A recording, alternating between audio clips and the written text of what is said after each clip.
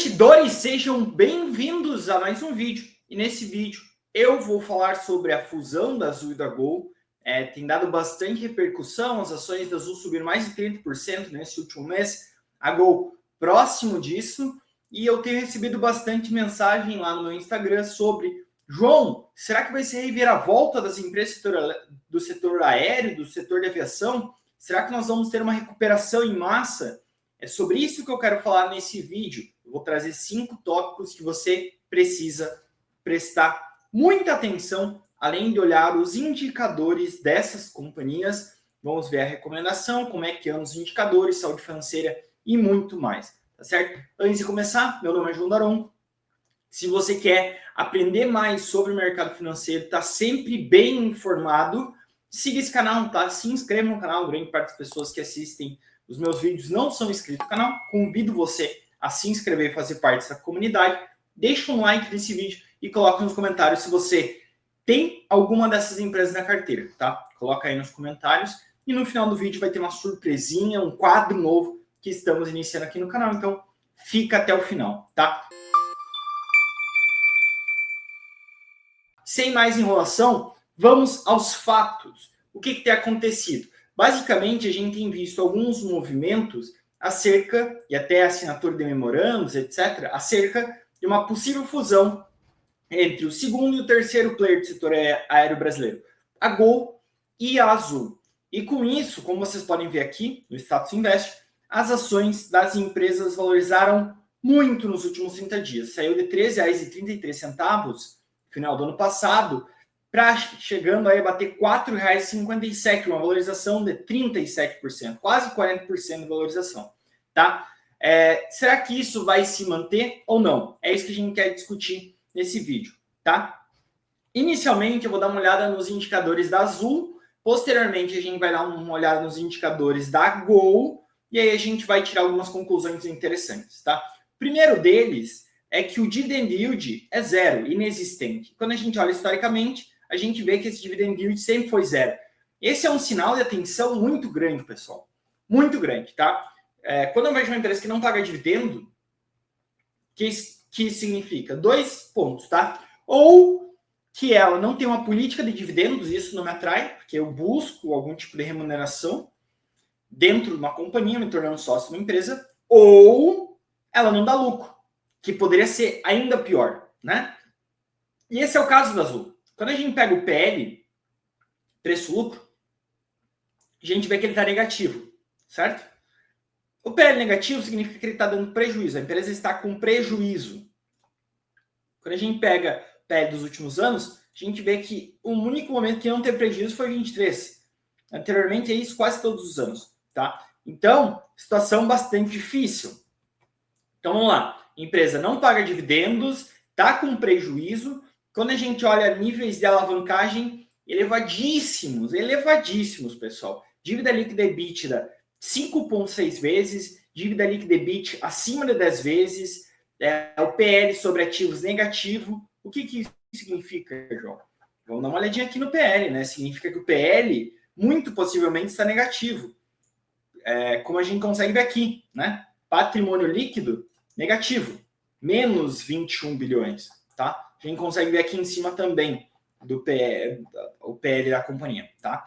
Então, novamente, problemático, tá? E aí, só para finalizar, para vocês terem uma ideia, a empresa, ela vale hoje no mercado R$ 1,5 bi e ela tem como dívida 29 bilhões de reais, tá?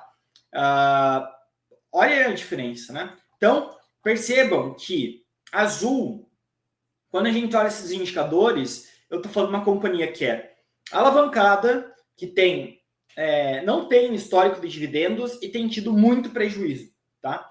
Prejuízos acumulados. E quando a gente olha a rentabilidade, ROI, por exemplo, um ROI negativo, um ROA negativo, tá? Entre outros aspectos. O ROI que aqui, ele está distorcendo bastante, e até a gente pode comentar por que disso. Basicamente, é porque o seu EBIT menos impostos acabam que são negativos, tá? E quando você pega o patrimônio líquido, ele também está negativo.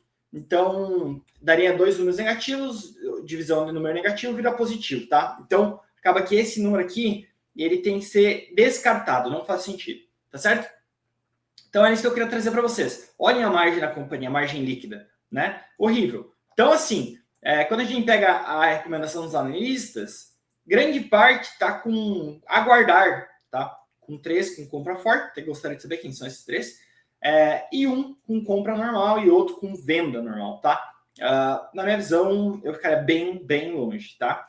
O outro ativo que está passando pelo processo de fusão, que também apresentou uma valorização expressiva nos últimos 30 dias, foi a Gol, tá? A Gol, ela sai de 1,28 para 1,70, 33% de valorização. E quando a gente olha os indicadores dela, a história se repete, pessoal, né? Dividend yield, 0. PL, negativo, tá? Endividamento, 8 vezes EBIT, muito alavancado, né? Rentabilidade, negativo, margem líquida, volátil e negativa na maior parte do tempo. Então, assim, quando a gente pega e olha aqui o patrimônio líquido, negativo 24 bilhões, ela vale 700 milhões no mercado e tem uma dívida de 18 bi, 17 bi e meio, né? Então, assim, é uma questão bastante difícil, tá? E por que disso? Aí a gente entra nos tópicos que eu queria mencionar para vocês, tá? E por que disso? Aqui a gente entra nos tópicos. Vamos lá. Primeiro ponto que vocês têm que ter noção. Na minha visão, esse movimento, ele nada mais é do que o movimento de sobrevivência.